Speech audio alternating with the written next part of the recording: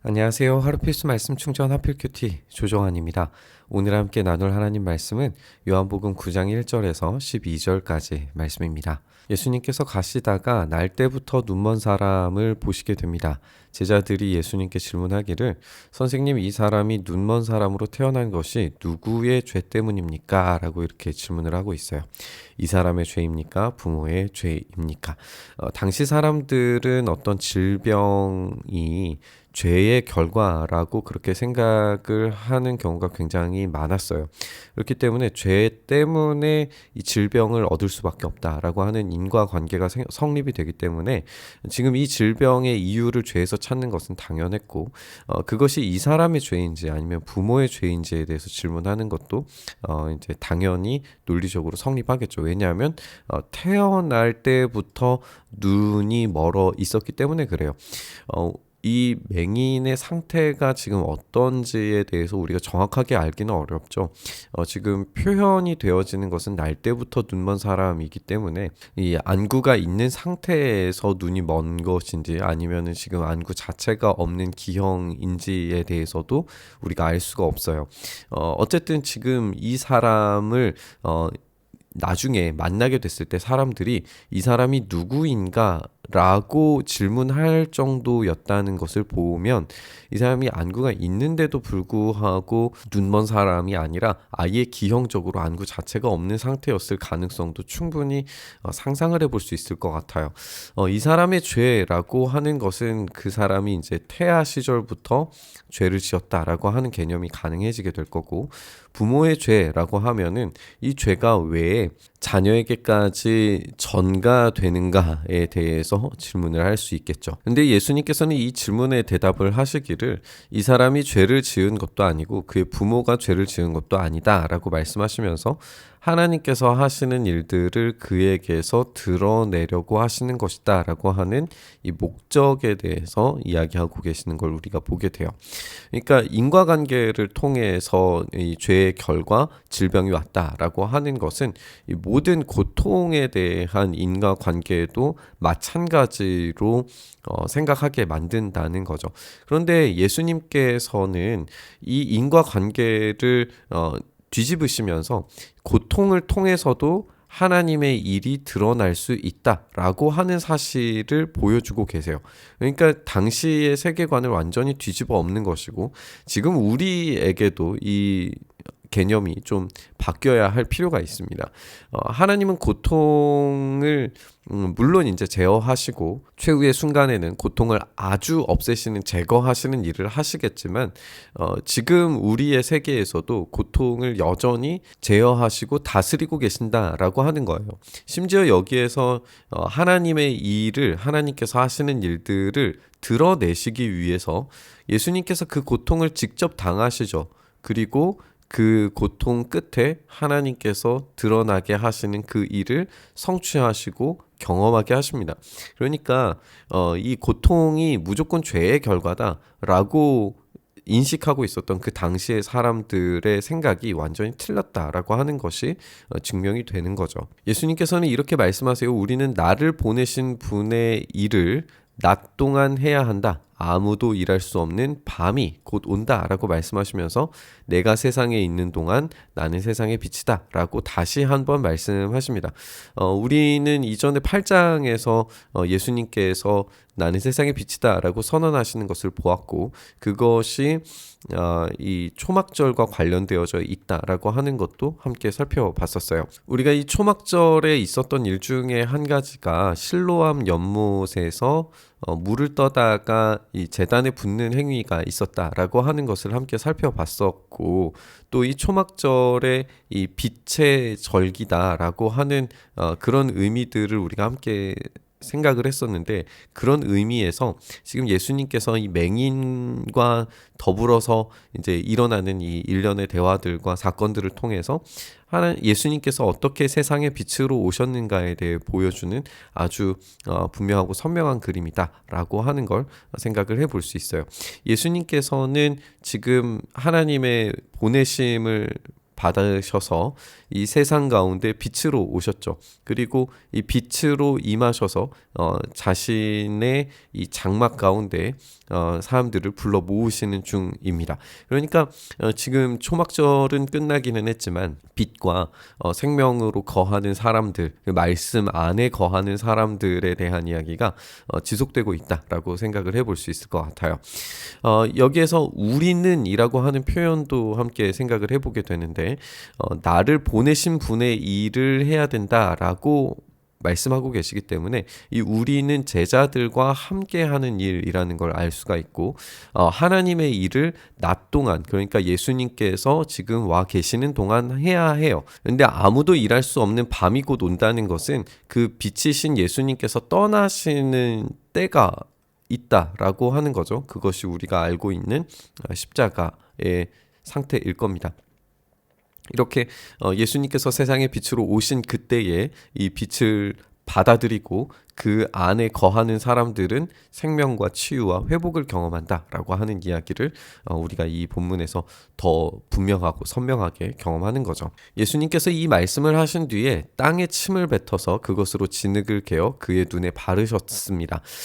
이 침을 뱉어서 진흙을 갠다라고 하는 의미가 이제 어떤 의미가 있느냐 질문이 드는데 사실 우리는 이 이야기 속에서 예수님께서 왜 이런 행동을 하셨는지에 대해 명확한 근거나 또 이유를 찾기는 어려워요. 칼빈은 이 사건에 대해서 어떻게 이야기를 하냐 하면 눈에 더 두꺼운 진흙을 바름으로써 한마디로 말해서 볼 수 있는 가능성이 완전히 더욱더 2배로 차단이 되는 거죠. 눈이 보이지 않는 상태에서 눈꺼풀에 진흙을 발랐기 때문에 더욱 심각하게 보이지 않는 상태에서 치유가 일어나기 때문에 우리 예수님의 치유가 얼마나 탁월하고 능력 있는 것인가를 보여주었다. 이렇게 설명을 하기도 했는데 우리는 이런 설명도 물론 이제 받아들이겠지만 또 한 가지는 이 진흙을 개는 방식 자체가 이 창조와 관련되어져 있다라고 하는 사실을 생각을 해볼 수 있을 것 같아요. 우리가 진흙으로 흙으로 만들어진 존재다라고 생각할 때에 예수님께서 바로 그 창조의 능력을 행하시는 하나님이시다라고 하는 사실을 보여주고 있는 거죠. 그리고 우리가 아까도 지적을 했던 것처럼 이제 뒤에 사람들의 반응이 이 사람이 누구인지를 못 알아보거든요. 물론 이 못 알아보는 것이 그들의 무지를 드러내는 방식이기는 하지만 이제 얼굴 형태 자체가 변형되고 바뀌었다라고 하는 지점을 생각을 해볼 때 이 사람이 그 정말 기형적인 상태로 태어난 사람, 그래서 안구가 없는 상태의 기형을 가지고 있었던 거라면 아마도 이 침을 뱉어서 진흙을 개고 눈에 바르시는 것이 이 창조의 의미를 갖는다라고 하는 데에서 훨씬 더 이제 적절하고 선명한 그림을 우리에게 가져다 줄 것 같아요. 그래서 이 안구가 없는 상태가 안구가 생겨나게 되고 그리고 완전히 보게 되는 것까지 이어지는 그런 이야기로 읽는다면 이 기적의 사건은 창조주 하나님께서 빛을 던지러 오신 분이시다라고 하는 요한복음의 메시지와 아주 잘 연결된다라고 생각을 해볼 수 있습니다. 그에게 실로암 못으로 가서 씻으라고 말씀하세요. 실로암은 번역하면 보냄을 받았다라고 하는 뜻을 가지고 있다 설명을 하고 있는데 우리가 앞서서 이야기한 것처럼 초막절과 연계되어져 있는 그런 이야기라면 참된 이 생명수를 주시는 분, 그 해결하는 갈증하지 않는 물을 주시는 분이 누구신가, 그 근원은 누구신가에 대해서 생각할 때에 이 예수님께서 바로 이 생명수를 주시는 분이시다라고 하는 이야기로 연결을 할 수 있을 거예요. 그런데 여기에서 강조되는 것은 번역하면 보냄을 받았다라고 하는 뜻을 가졌다라고 하는 거죠. 그러면 이것은 또 다른 의미에서 예수님은 하나님께 보내심 받은 분이시죠.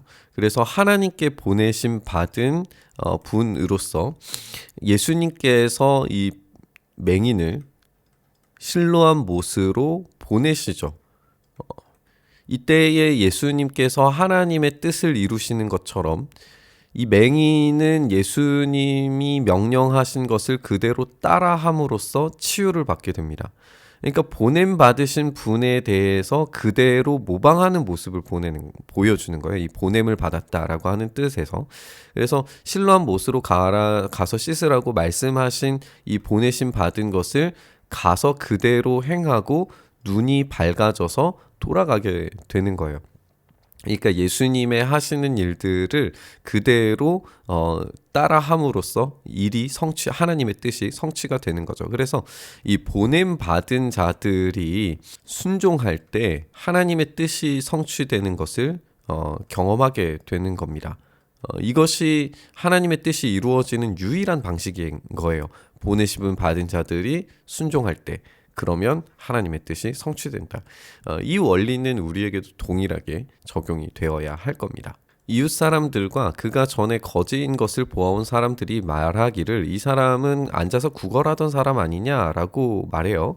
다른 사람들 가운데는 이 사람이 그 사람이다라고 하는 사람도 있었고 더러는 그가 아니라 비슷한 사람이다라고 말하기도 해요. 그러니까 지금 이들이 알아보지 못하는 혼란함 가운데 있다는 걸 알게 되죠. 그럼 이 혼란의 이 원인이 무엇이냐? 결국에는 이들이 무지하다는 것이고 이 무지의 원인은 지금 아까 이제 제자들이 그들의 죄 때문에 이 질병이 생겼느냐라고 질문한 것과 완전히 뒤집힌 방식으로 그들이 무지한 이유가 무엇이냐를 생각할 때에 그들이 죄 가운데 있기 때문이다라고 설명할 수밖에 없어요. 왜냐하면 우리가 이전 장면에서 예수님께서 빛이라고 말씀하셨을 때 하나님으로부터 오신 분이라고 하는 그 말을 받아들이지 않고 죽이려고 해서 예수님의 그 영광이 성전에서 떠나는 이런 장면으로 연결한다고 우리가 읽었었는데 그것을 생각할 때에 이들의 죄 때문에 지금 이 무지가 생기고 있다라고 하는 것을 우리가 생각을 해볼 수 있게 되죠. 근데 눈을 뜨게 된 그 사람은 내가 바로 그 사람이요 라고 그렇게 말한단 말이에요. 여기서 그 사람이다 라고 하는 말은 굉장히 좀 강한 어조의 말이에요. 에고 에이미라고 하는 말을 쓰고 있어요. 이거는 예수님께서 자신을 하나님처럼 계시하실 때에 쓰던 말인데 이걸 모방하고 있는 모습을 우리가 보게 되죠. 그래서 이 사람은 되게 독특한 사람이에요. 장면 자체는 38년 된 병자와 유사합니다. 38년 된 병자를 예수님께서 고치실 때에도 사람들이 이 사람이 누구인지에 대해서 못 알아보잖아요. 그리고 질문을 한단 말이에요. 그 사람이 어디에 있는가? 또 누구인가? 라고 그렇게 질문을 하죠. 이 질문이 그대로 똑같이 이루어집니다. 사람들이 그에게 묻기를 어떻게 눈을 뜨게 되었어? 예수라는 사람이 진흙을 개어서 내 눈에 바르고 나더러 실로암 못에 가서 씻으라고 했어. 그래서 내가 씻었더니 보게 되었소라고 아주 이제 사실을 그대로 설명을 하고 있는데 사람들이 눈을 뜨게 된 그 사람에게 묻기를 그 사람이 어디에 있소라고 하니까 모르겠다라고 대답한단 말이에요. 여기에서 이제 이 38년 된 병자와 완전히 비교가 되는 걸 보게 돼요. 그럼 이제 우리는 생각을 해봐야죠. 38년 된 병자는 예수님을 배신을 해요. 그래서 그 사람이 누군지에 대해서 사람들에게 가서 일러 바친단 말이에요. 근데 이 맹인은 어떻게 반응을 하게 될 것인가? 우리가 이후 장면에서 당연히 더 깊이 자세히 보겠지만 맹인은 예수님께 엎드려 경배합니다. 이게 아주 명확하고 선명한 차이이죠. 그리고 이것이 바로 보냄 받은 자들이 경험하게 되는 치유의 방식이다라고 하는 것과 또 순종의 방식이 그것이 어떻게 경배로 이어지는가 이런 이야기들을 이 맹인의 이야기를 통해서 살펴볼 수 있게 됩니다. 우리가 이 본문 속에서 이 맹인이 어떻게 치유를 받았는가 살펴보면 예수님께서 명령하신 그대로 순종했을 때 그 치유와 회복을 경험하게 됐다라고 하는 것을 우리가 살펴봤습니다. 보냄 받은 자들이 순종할 때에 치유와 회복이 일어난다는 것. 이건 마찬가지로 하나님께서 예수님을 보내실 때에 그대로 예수님께서 하나님께 받은 그 명령에 따라 순종하시는 것처럼 우리도 마찬가지로 예수님께 보내심을 받았다면 그 속에서 순종할 때에 주님께서 우리의 삶을 회복시키시고 고치시고 책임져 주신다라고 하는 원리를 발견할 수 있게 됩니다. 우리는 예수님께 보냄 받은 자들로서 그에 합당한 복음을 전하는 일을 감당해야 될 줄 믿습니다. 오늘 우리가 그런 삶을 살 수 있기를 간절히 바라고 소망하면서 우리 묵상의 자리로 나아가시죠. 주님, 그렇게 우리가 순종의 자리에서 참된 치유와 회복을 경험하게 하시고 주님의 명령이 우리 안에서 하나님의 뜻이 이루어지고 성취되어지는 것으로 경험될 수 있도록 역사하여 주시옵소서. 그렇게 우리의 삶을 붙들어 주시고 주님의 온전하신 성취와 뜻이 이루어질 수 있도록 주님께서 역사하시기를 간절히 바라고 소망하며 우리 주님 예수님 이름으로 기도드리옵나이다. 아멘.